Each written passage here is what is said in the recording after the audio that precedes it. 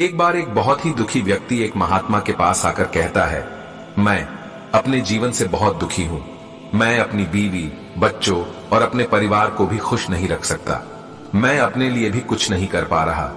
कभी कभी तो मुझे अपनी जिंदगी को खत्म कर देने के भी ख्याल आते हैं। आप इतनी साधनाएं करते हैं, इतनी तपस्या करते हैं, क्या आप मुझे कोई ऐसा मार्ग बता सकते हैं जिससे मैं अपने बुरे वक्त से बाहर आ सकूं? मेरा बहुत बुरा समय चल रहा है। 2 वक्त की रोटी का इंतजाम करना भी मेरे लिए बहुत मुश्किल हो गया है। अब आप ही बताएं कि मैं ऐसे वक्त में मैं जिंदा रहूं तो कैसे रहूं, कैसे अपने परिवार को खुश रखूं?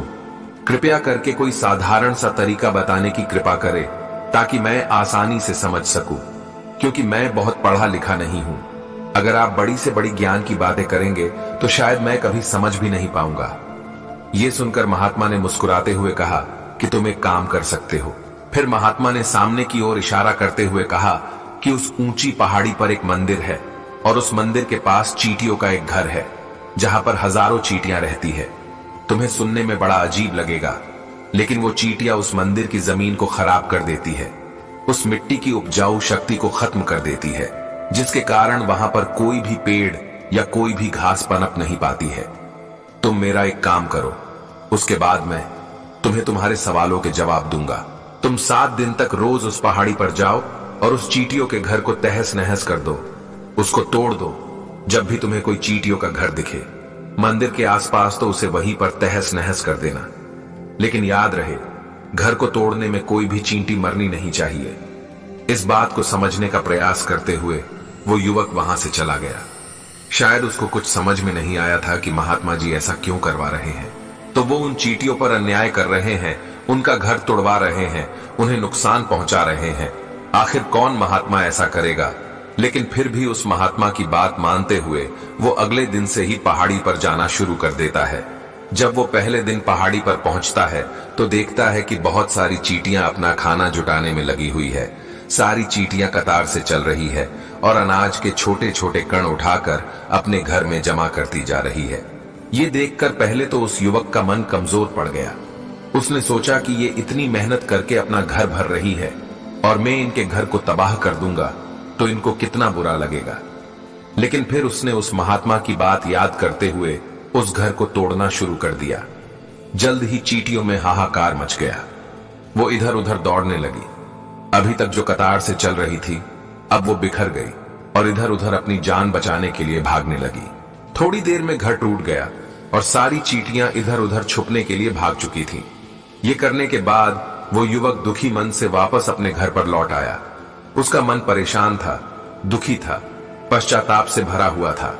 फिर उसने अपने बिस्तर पर रात में लेटे लेटे ही सोचा कि अब तो उन चींटियों का घर तबाह हो चुका है, अब वहां वापस जाने का क्या फायदा होगा, क्योंकि चींटियों का घर तहस नहस करने के लिए महात्मा जी ने कहा था, जो मैं कर चुका हूं। लेकिन फिर कुछ सोचकर अगले दिन उसने फिर से जाने का निश्चय किया और अगले दिन सुबह सुबह उठकर वो वापस उसी पहाड़ी पर पहुंच जाता है। पहाड़ी पर पहुंचकर वो उसी जगह पर पहुंचता है जहां पिछले सुबह उसने उस घर को तहस नहस कर दिया था। लेकिन वो ये देखकर चौंक जाता है कि उन चींटियों ने फिर से अपना घर उसी जगह पर बना लिया था और अब वो फिर से अपने घर के लिए सामान इकट्ठा करने में जुटी हुई थी।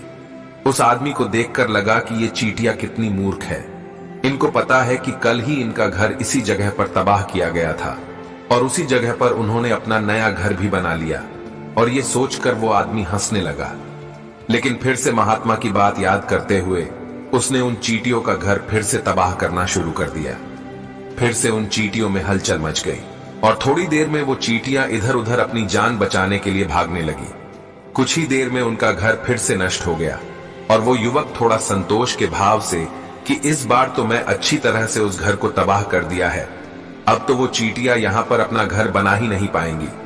इसीलिए जाने से पहले उसने उस घर पर ठंडा पानी भी डाल दिया ताकि चींटियां वहां पर अपना घर न बना सके।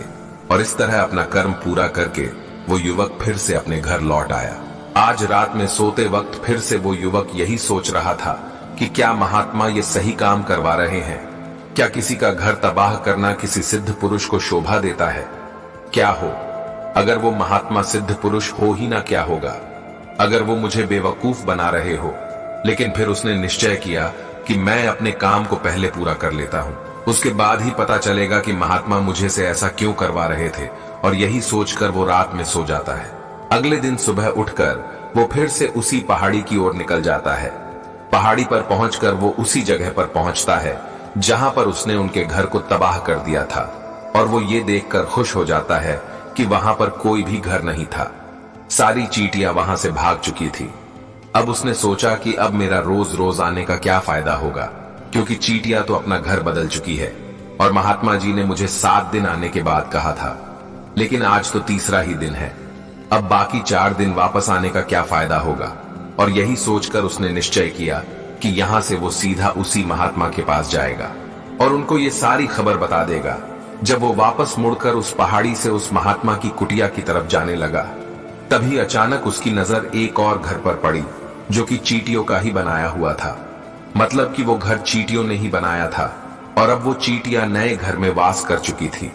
ये नया घर उनके पुराने घर से थोड़ी ही दूरी पर था, और जब उसी युवक की नजर उस घर पर पड़ी तो उसने सोचा कि शायद महात्मा को पता था कि ये चींटियां अपना घर यहां से बदलकर किसी दूसरी जगह पर बना लेगी, इसीलिए उन्होंने मुझे 7 दिन आने के बाद कहा था। और ये विचार करके वो उनका नया घर भी तोड़ने के लिए पहुंच जाता है। जब वो वहां पहुंचा तो चींटियां उसी तरह अपने कार्य में लगी हुई थी। वो अपने लिए खाना इकट्ठा कर रही थी और अपने घर में जमा कर रही थी। जब पुराना घर टूटा था, वहां भी अनाज के कण बचे हुए थे, और चींटियां वहां से भी अनाज इकट्ठा कर करके वापस अपने नए घर में ला रही थी।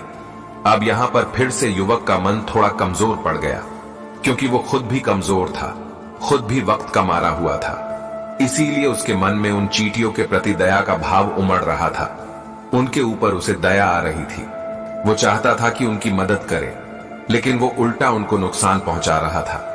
लेकिन उस महात्मा की बात को याद करते हुए उसने फिर से उस घर को तोड़ने का निश्चय किया, और उसने इस बार बड़ी ही सावधानी के साथ बिना किसी चींटी को कोई नुकसान पहुंचाए वो घर तबाह करना शुरू कर दिया।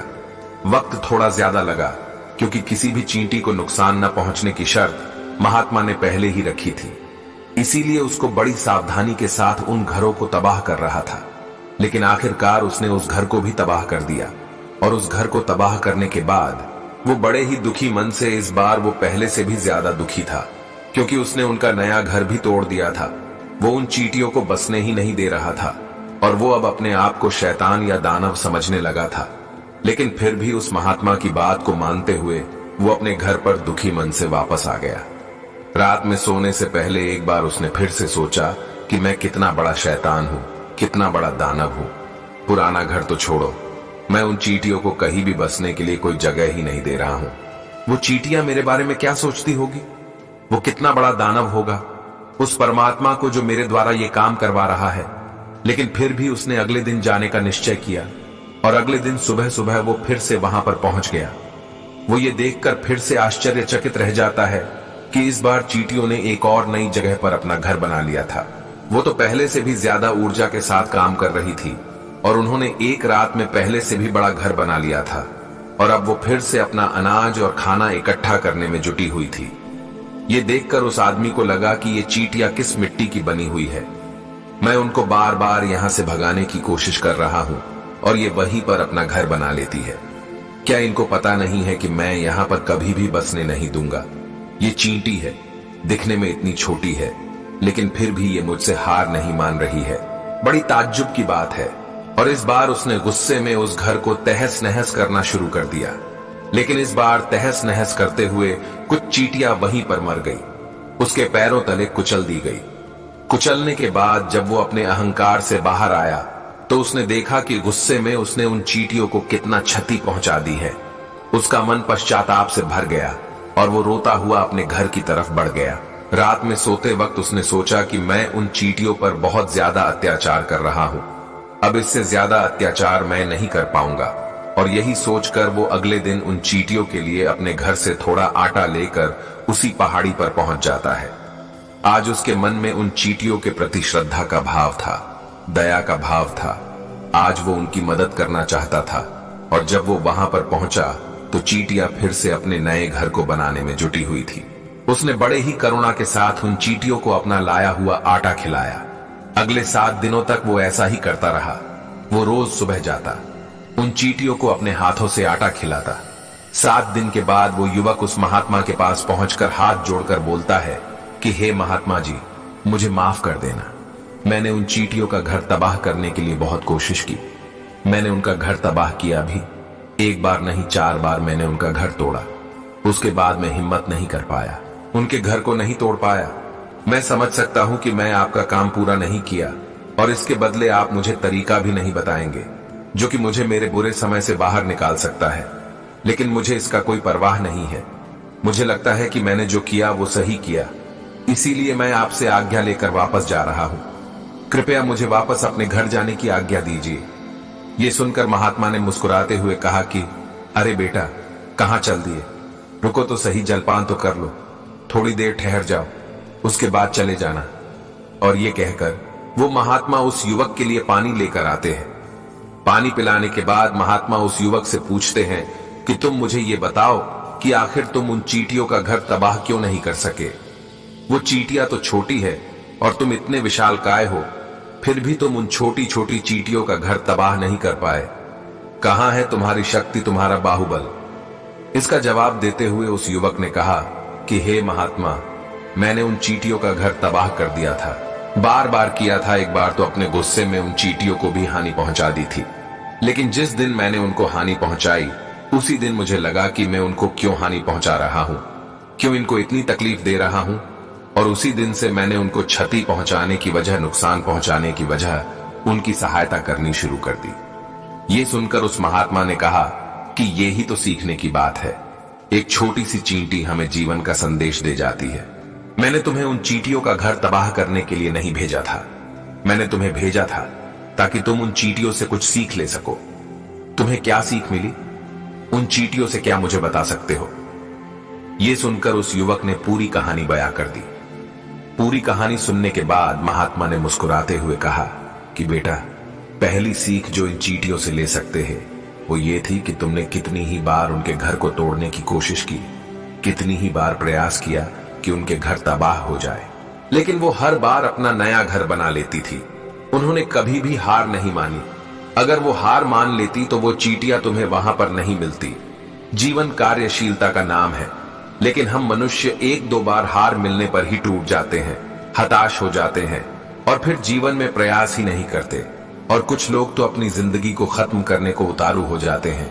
लेकिन जानवरों में तुमने एक बात देखी होगी कि वो अपना जीवन खुद से कभी खत्म कर ही नहीं सकते हैं। तुमने कभी नहीं सुना होगा कि किसी जानवर ने आत्महत्या कर ली, चाहे वो जानवर कितना भी भूखा क्यों ना हो, कितना ही दुखी क्यों ना हो, लेकिन वो अपने जीवन के लिए हमेशा संघर्ष करता रहता है।